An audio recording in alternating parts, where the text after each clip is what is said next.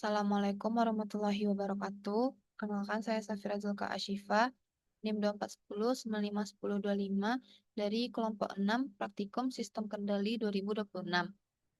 Kali ini saya akan menjelaskan modul 2 dengan judul Kontrol Kecepatan Motor DC dengan Sistem Kendali Lingkar Terbuka dan Lingkar Tertutup. Yang pertama itu diagram blok sistem kendali.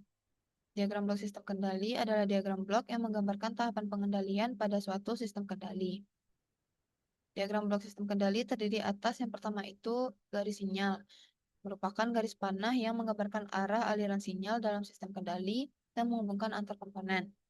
Yang kedua, subsistem atau plant, merupakan blok yang berisi karakteristik matematis dari tahapan tertentu berupa suatu fungsi. Yang ketiga, summing point atau titik penjumlahan, yaitu titik pertemuan di mana dua atau lebih sinyal dijumlahkan secara aljabar, positif atau negatif. Yang keempat, branch point atau titik percabangan, yaitu titik percabangan di mana sinyal yang sama didistribusikan ke beberapa jalur atau blok lainnya.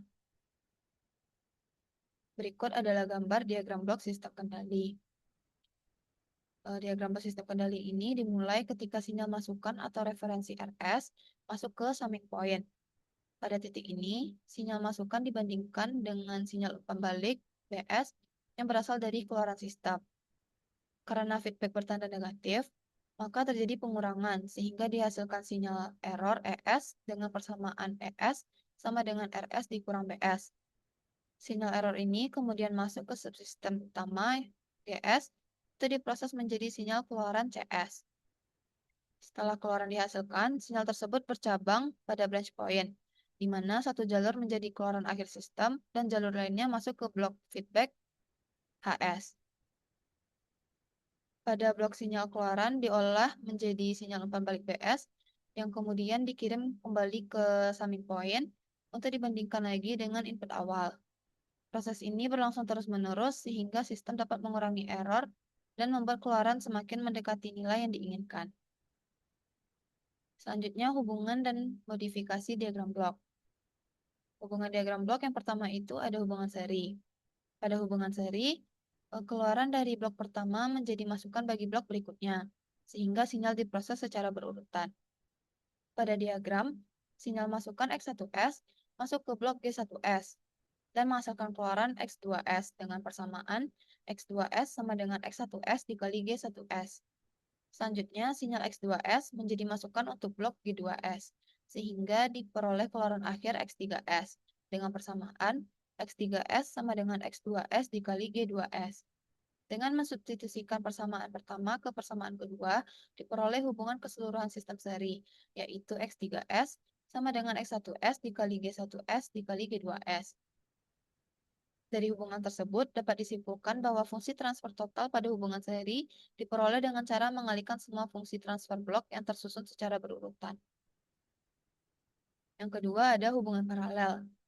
Pada hubungan paralel, satu sinyal masukan yang sama dibagi ke beberapa jalur sistem sehingga diproses secara bersamaan oleh blok yang berbeda. Pada diagram, sinyal masukan X1S masuk ke blok G1S dan menghasilkan keluaran X2S dengan persamaan X2S sama dengan X1S dikali G1S. Sedangkan jalur lainnya masuk ke blok G2S dan menghasilkan keluaran X3S sama dengan X1S dikali G2S.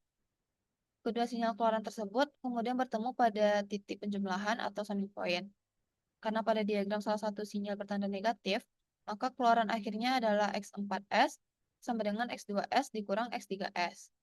Dengan mensubstitusikan nilai X2S dan X3X, maka diperoleh X4S sama dengan S1S dikali G1S dikurang S1S dikali G2S. Sehingga dapat difaktorkan menjadi X4S sama dengan X1S dikali G1S dikurang G2S. Dari hubungan ini dapat disimpulkan bahwa fungsi transfer total pada hubungan paralel diperoleh dari penjumlahan atau pengurangan fungsi transfer tiap jalur sesuai tanda pada summing point. Selanjutnya, modifikasi diagram blok. Pertama, pergeseran titik percabangan dari sebelum sistem ke setelah sistem. Pada modifikasi diagram blok ini, titik percabangan awalnya berada sebelum blok sistem G. sehingga sinyal masukan S1 langsung bercabang ke dua jalur, yaitu menuju sistem dan menuju jalur lain tanpa melalui sistem. Ketika titik percabangan dipindahkan ke setelah sistem, maka sinyal pada jalur cabang ikut mengalami pengaruh fungsi transfer G. Agar nilai sinyal tetap ekivalen dengan diagram sebelumnya, diperlukan penambahan blok kompensasi A pada jalur cabang. Hubungan sinyalnya dapat dituliskan sebagai X1 sama dengan S1 dikali G dikali A. Dengan menyederhanakan persamaan tersebut, diperoleh nilai kompensasi A sama dengan 1 per G.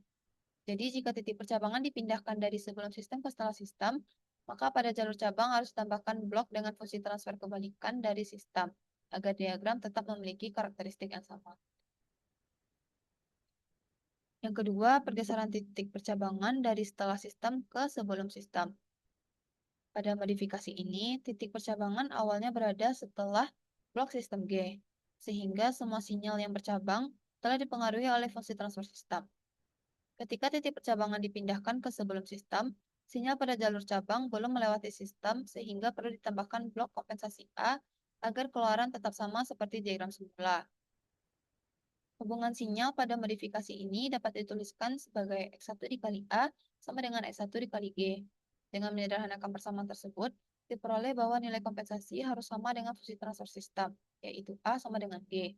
Dengan demikian, jika titik percabangan dipindahkan dari setelah sistem ke sebelum sistem, maka pada jalur percabangan harus ditambahkan blok dengan fungsi transfer yang sama, dengan sistem agar diagram tetap ekivalen. Yang ketiga, pergeseran titik penjumlahan dari sebelum sistem ke setelah sistem.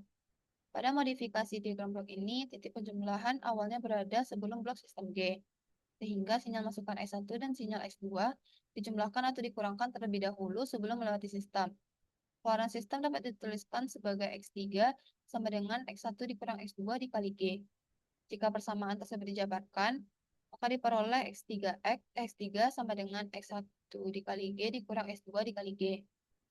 Ketika titik penjumlahan dipindahkan ke setelah sistem, maka sinyal X1 terlebih dahulu melewati blok G, sedangkan sinyal X2 harus melewati blok kompensasi A agar nilai keluaran tetap sama. Persamaan barunya menjadi X3 sama dengan X1 dikali G dikurang X2 dikali A. Dengan membandingkan kedua persamaan, diperoleh hubungan X1G dikurang X2G sama dengan X1G dikurang X2A, hingga didapatkan nilai kompensasi A sama dengan G. Jadi, jika titik penjumlahan dipindahkan dari sebelum sistem ke setelah sistem, maka jalur sinyal yang tidak melewati sistem harus ditambahkan blok dengan fungsi transfer yang sama dengan sistem, agar diagram tetap ekivalen. Yang keempat, pergeseran titik penjumlahan dari setelah sistem ke sebelum sistem. Pada modifikasi ini, titik penjumlahan awalnya berada setelah blok sistem G, sehingga sinyal X1 terlebih dahulu melewati sistem dan kemudian dijumlahkan atau dikurangkan dengan sinyal X2. Persamaan keluarannya adalah X3 sama dengan S1G dikurang X2. Ketika titik penjumlahan dipindahkan ke sebelum sistem, maka hasil penjumlahan atau pengurangan akan melewati blok G, sehingga diperlukan blok kompensasi A pada jalur X2 agar karakteristik sistem tetap sama. Persamaan baru menjadi X3 sama dengan X1 dikurang X2A dikali G. Dengan membandingkan kedua persamaan, diperoleh X1G dikurang S2 sama dengan S1 dikurang S2A dikali G. Kemudian dijabarkan menjadi X1G dikurang S2 sama dengan S1G dikurang S2 dikali A dikali G. Dari hasil tersebut diperoleh hubungan X2AG sama dengan X2, sehingga nilai kompensasi yang diperlukan adalah A sama dengan 1 per G. Jadi, jika titik penjumlahan dipindahkan dari setelah sistem ke sebelum sistem, maka jalur sinyal tambahan harus diberi blok dengan fungsi transfer kebalikan dari sistem agar diagram tetap ekivalen. Selanjutnya itu sistem kendali lingkar terbuka. Sistem kendali lingkar terbuka adalah sistem kendali yang tidak memiliki umpan balik. Pada sistem kendali lingkar terbuka, keluaran sistem tidak diumpan balikkan untuk dibandingkan dengan sinyal referensi, sehingga keluaran sistem merupakan hasil perkalian antara sinyal masukan subsistem saja. Berikut adalah diagram blok sistem kendali lingkar terbuka. Pada diagram blok sistem kendali lingkar terbuka ini, sinyal masukan RS langsung masuk ke blok sistem GS tanpa adanya jalur umpan balik. Kemudian sistem menghasilkan keluaran CS. Karena tidak ada feedback, maka keluaran hanya dipengaruhi oleh fungsi transfer sistem dan sinyal masukan. Fungsi alih sistem kendali lingkar terbuka dinyatakan sebagai perbandingan antara keluaran dan masukan, yaitu CS per RS sama dengan GS. Berdasarkan persamaan fungsi alih sistem, maka dapat diperoleh nilai keluaran sistem, yaitu CS sama dengan GS dikali RS. Yang kedua itu sistem kendali lingkar tertutup. Sistem kendali lingkar tertutup adalah sistem kendali yang memiliki umpan balik. Keluaran sistem diumpan balikkan untuk dibandingkan dengan sinyal referensi. Hal ini berguna agar keluaran sistem bisa sesuai dengan sinyal referensi. Berikut adalah diagram blok sistem kendali lingkar tertutup. Pada sistem kendali lingkar tertutup, hubungan antara sinyal dapat dijelaskan mulai dari persamaan dasar, yaitu keluaran sistem CS sama dengan ES GS. Dengan sinyal error, ES sama dengan RS dikurang PS, serta sinyal umpan balik BS sama dengan CS dikali HS. Dengan mensubstitusikan BS ke dalam persamaan error, diperoleh ES sama dengan RS dikurang CS dikali HS. Kemudian disubstitusikan lagi ke persamaan keluaran, sehingga menjadi CS sama dengan RS dikurang CS dikali HS dikali GS. Persamaan ini didistribusikan menjadi CS sama dengan RS dikali GS dikurang CS dikali HS dikali GS. Lalu suku yang memuat CS dikelompokkan ke satu ruas, sehingga diperoleh CS ditambah CS dikali HS dikali GS sama dengan RS dikali GS. Dengan memfaktorkan CS, diperoleh CS dikali 1 ditambah GS dikali HS sama dengan RS dikali GS.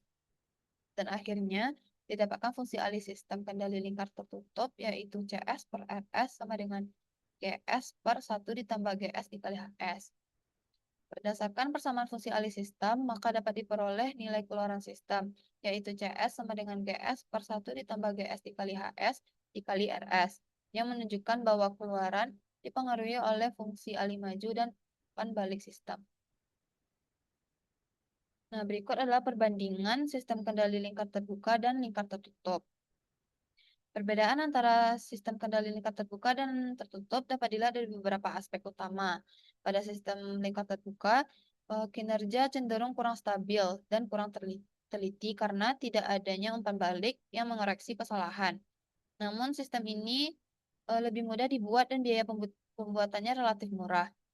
Sebaliknya, sistem kendali lingkar tertutup memiliki kestabilan dan ketelitian yang lebih baik karena menggunakan umpan balik untuk memperbaiki error secara otomatis. Tetapi, konsekuensinya sistem menjadi lebih kompleks, lebih sulit dirancang, dan membutuhkan biaya yang lebih mahal. Nah, selanjutnya itu konstanta pengali atau KP.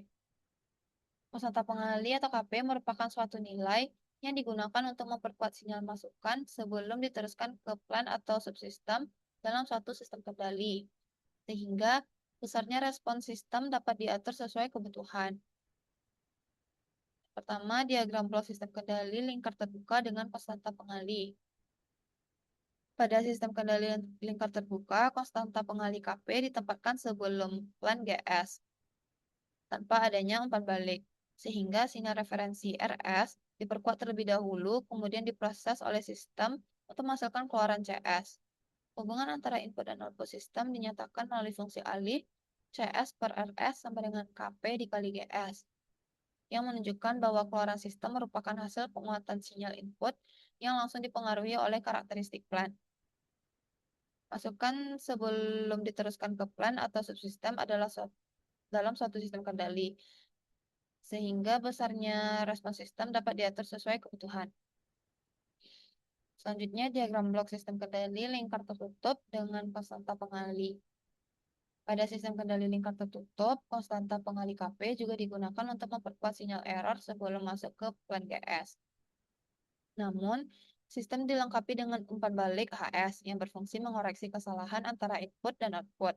Akibatnya, hubungan antara input dan output menjadi lebih kompleks dan dinyatakan oleh fungsi alih yaitu CS per RS sama dengan KP dikali GS per 1 ditambah KP dikali GS dikali HS, yang menunjukkan bahwa keluaran sistem tidak hanya dipengaruhi oleh penguatan dan plan, tetapi juga oleh mekanisme umpan balik yang meningkatkan kestabilan dan ketelitian sistem.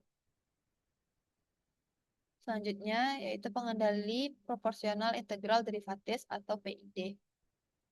Pengendali proporsional integral derivatif merupakan suatu metode pengendalian yang digunakan untuk memperbaiki performansi sistem dengan cara meningkatkan kualitas respon yang dihasilkan, baik dari segi kecepatan, kestabilan, maupun ketelitian melalui pengolahan sinyal error antara masukan dan keluaran sistem.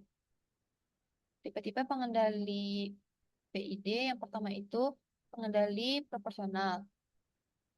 Pengendali proporsional merupakan bagian dari PID yang berfungsi untuk memperbesar penguatan sinyal dan mempercepat respon transisi sistem, di mana sinyal keluaran kontrol akan sebanding secara langsung dengan sinyal error yang terjadi.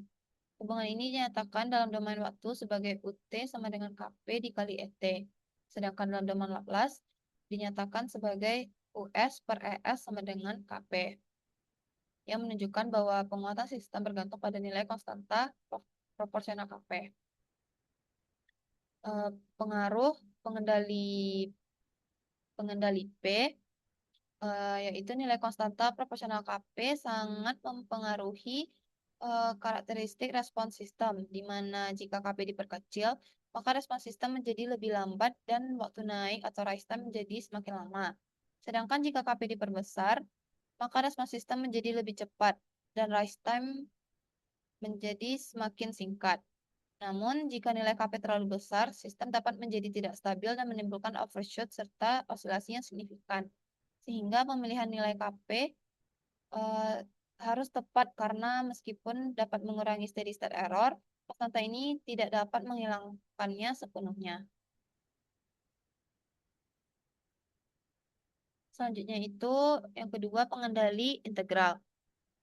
Pengendali integral digunakan untuk menghilangkan steady state error pada sistem dengan cara mengakumulasi error dari waktu ke waktu. Sehingga meskipun error input mendekati 0, output tetap dapat disesuaikan menjadi lebih besar atau lebih kecil sesuai kebutuhan.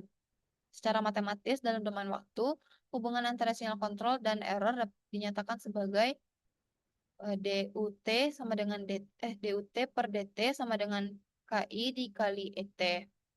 Yang jika diintegralkan menghasilkan UT sama dengan KI integral 0 hingga T ET dikali DT. Persamaan ini menunjukkan bahwa sinyal kontrol merupakan hasil penjumlahan atau integrasi error sepanjang waktu, sehingga semakin lama error terjadi, semakin besar pengaruhnya terhadap output. Dalam domain Laplace, karakteristik pengendali integral dinyatakan dengan fungsi alih US per ES sama dengan KI per S. Pengaruh pengendali I yaitu pemberian nilai konstanta integral KI memiliki beberapa pengaruh terhadap respons sistem. Jika KI ditambahkan, sistem akan cenderung merespon lebih lambat karena adanya akumulasi error. Namun, keuntungan utamanya adalah mampu menghilangkan steady state error, sehingga error pada kondisi tuna menjadi nol. Jika masih terdapat error, ESS tidak sama dengan nol, maka output akan terus berubah atau naik dan turun sampai error tersebut hilang. Di sisi lain, jika nilai KI terlalu besar, sistem memang dapat menghilangkan error lebih cepat, tetapi beresiko menimbulkan osilasi yang lebih besar sehingga kestabilan sistem menurun. Yang ketiga, pengendali derivatif. Pengendali derivatif digunakan untuk meredam overshoot dan mempercepat sistem dalam mencapai set point dengan cara merespon laju perubahan error terhadap waktu. Pengendali ini menghasilkan output yang merupakan turunan dari sinyal error, sehingga sangat dekat terhadap perubahan error dan tidak menghasilkan output jika error tidak berubah atau konstan. Secara matematis, dalam domain waktu, hubungan ini dinyatakan sebagai UT sama dengan KI dikali DET per DT, yang menunjukkan bahwa sinyal kontrol sebanding dengan kecepatan perubahan error. Dalam domain Laplace, fungsi alih pengendali derivatif dinyatakan sebagai US per ES sama dengan KD dikali S. Pemberian konstanta derivatif ini mempengaruhi respons sistem secara signifikan. Jika diberi KD, maka tidak akan ada output apabila tidak terjadi perubahan pada input. Ketika error berubah terhadap waktu, output sangat bergantung pada nilai KD dan laju perubahan error tersebut. Jika KD ditingkatkan, stabilitas sistem akan meningkat dan overshoot dapat dikurangi. Namun, karena sensitif terhadap perubahan cepat, pengendali ini umumnya efektif pada periode transien dan jarang digunakan tanpa kombinasi dengan pengendali lain seperti P atau I. Selanjutnya itu yang keempat, pengendali proporsional integral. Pengendali proporsional integral digunakan untuk mengoptimalkan kinerja pengendali proporsional dengan menambahkan aksi integral sehingga mampu memperbaiki respons sistem dan mengurangi steady state error. Pengendali ini menggabungkan aksi proporsional yang merespon error saat ini dan aksi integral yang mengakumulasi error dari waktu ke waktu. Secara matematis, dalam domain waktu, sinyal kontrol dinyatakan sebagai UT sama dengan KP dikali ET ditambah KP per TI integral 0 hingga T ET dt, di mana KP adalah penguatan proporsional dan TI adalah waktu integral. Dalam domain Laplace, fungsi alih pengendali PI dinyatakan sebagai US per ES sama dengan KP dikali 1 ditambah 1 per TIS sama dengan KP dikali 1 ditambah TIS per TIS, yang menunjukkan kombinasi efek proporsional dan integral dalam meningkatkan performa sistem. Penerapan pengendali PI pada sistem ini akan menghasilkan respon yang lebih baik dibandingkan hanya menggunakan pengendali proporsional saja. Meskipun demikian, pengendali PI tidak selalu langsung mengembalikan error ke nol secara instan, tetapi menjaga output tetap stabil pada nilai tertentu, hingga error berkurang secara bertahap. Selain itu, penggunaan PI cenderung meningkatkan overshoot, sehingga perlu penyesuaian parameter yang tepat. Oleh karena itu, pemilihan nilai KP dan TI sangat penting, dan dalam praktik sering diatur agar tidak menimbulkan overshoot berlebih, serta tetap mampu menghilangkan error keadaan tuna. Yang kelima, pengendali proporsional derivatif. Pengendali proporsional derivatif digunakan untuk mengoptimalkan kinerja pengendali proporsional dengan menambahkan aksi derivatif, sehingga sistem mampu merespon perubahan error dengan lebih cepat dan meredam overshoot. Aksi proporsional memberikan respon terhadap error saat ini, sedangkan aksi derivatif merespon laju perubahan error, sehingga sistem menjadi lebih responsif, terutama pada kondisi transien. Secara matematis dalam domain waktu, sinyal kontrol dinyatakan sebagai UT sama dengan KP dikali ET ditambah KP dikali TD dikali DET per DT. Di mana KP adalah penguatan proporsional dan TD adalah waktu derivatif. Dalam domain Laplace, fungsi alih pengendali PD dituliskan sebagai US per ES sama dengan KP dikali 1 ditambah TDS, yang menunjukkan kombinasi aksi proporsional dan derivatif dalam meningkatkan kecepatan respon dan stabilitas sistem.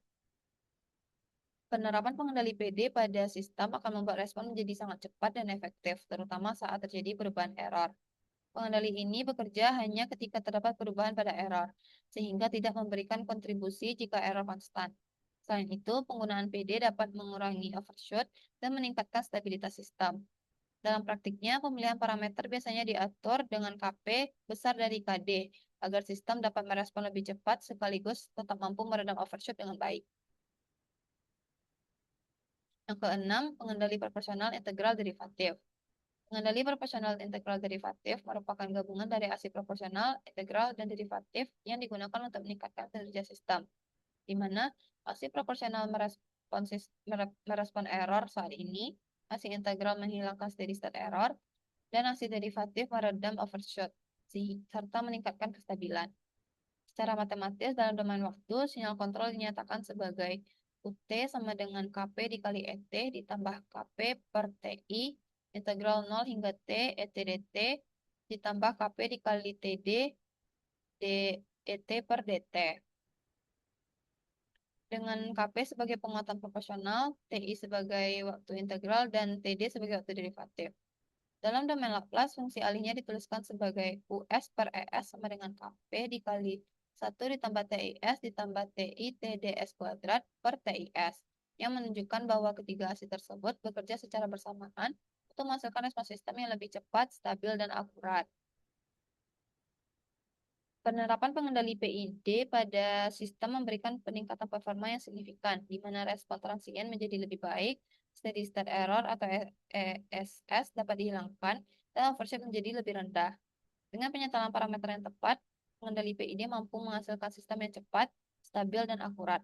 Oleh karena itu, pengendali ini merupakan salah satu metode yang paling banyak digunakan dalam sistem kontrol industri.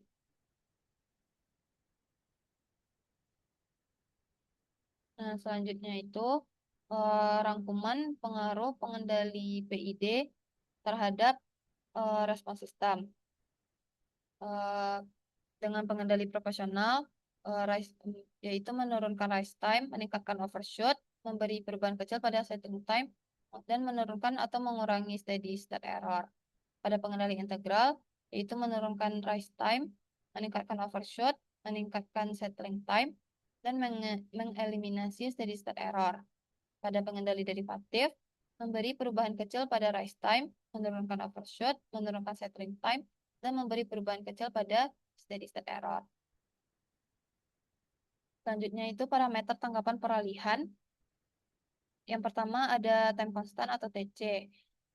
Time constant atau konstanta waktu adalah durasi yang diperlukan oleh sistem untuk mencapai nilai 63,2% dari nilai akhir atau kondisi tunaknya. Parameter ini memberikan gambaran mengenai seberapa cepat sistem memberikan respon awal terhadap masukan. Yang kedua, itu rise time atau TR. Rise time merupakan waktu yang dibutuhkan oleh sistem untuk bergerak naik mencapai rentang nilai tertentu dari nilai akhir. Biasanya diukur pada interval 0% sampai 100%, 10% sampai 90%, atau 5% sampai 95%. Parameter ini digunakan untuk menentukan kecepatan respons sistem dalam mengejar target nilai akhir. Selanjutnya yang ketiga, settling time atau TS. Settling time adalah waktu yang diperlukan oleh respons sistem untuk masuk dan menetap di dalam batas toleransi tertentu di sekitar nilai akhir. Biasanya dalam rentang 5%, 2%, atau 0,5%. Ini menunjukkan kapan sistem telah dianggap stabil dan berhenti berosilasi secara signifikan. Yang keempat, delay time atau TD. Delay time atau waktu tunda adalah waktu yang dibutuhkan oleh respons sistem untuk mencapai 50% dari nilai akhir untuk pertama kalinya. Parameter ini sangat penting dalam analisis sistem kendali untuk mengetahui seberapa cepat sistem mulai bereaksi setelah diberikan gangguan atau perintah. Yang kelima, maksimum percent overshoot atau MP. Maksimum percent overshoot adalah nilai puncak maksimum dari respons sistem yang diukur dari nilai sistem saat kondisi tunak atau steady state yang dinyatakan dalam bentuk persentase. Semakin besar nilai overshoot, semakin besar pula lonjakan nilai yang melebihi target set point sebelum akhirnya stabil. Persamaannya yaitu persen MP sama dengan C saat time peak dikurang C saat T hingga per C saat T hingga dikali 100%. Nah, yang keenam, time peak atau TP. Time peak atau waktu puncak adalah waktu yang dibutuhkan oleh respons sistem untuk mencapai puncak pertama dari lonjakan atau overshoot. Ini merupakan indikator waktu saat simpangan terbesar terjadi pada sistem sebelum osilasinya meredah. Nah, gambar ini mengilustrasikan grafik unit step respon dari sistem kendali orde kedua yang menunjukkan parameter-parameter tangkapan peralihan secara visual. Grafik tersebut mendefinisikan TD atau delay time sebagai waktu saat respon mencapai 50% dari nilai akhir. TR atau rise time sebagai waktu untuk mencapai nilai akhir untuk pertama kalinya. Dan TP atau peak time sebagai waktu terjadi lonjakan atau overshoot maksimum MP di atas nilai set point.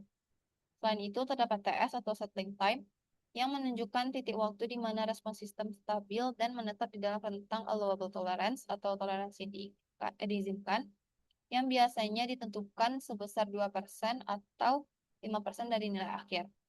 Keseluruhan parameter ini sangat krusial untuk menganalisis kecepatan, redaman, dan stabilitas suatu sistem dinamik sebelum mencapai kondisi tunak atau steady state.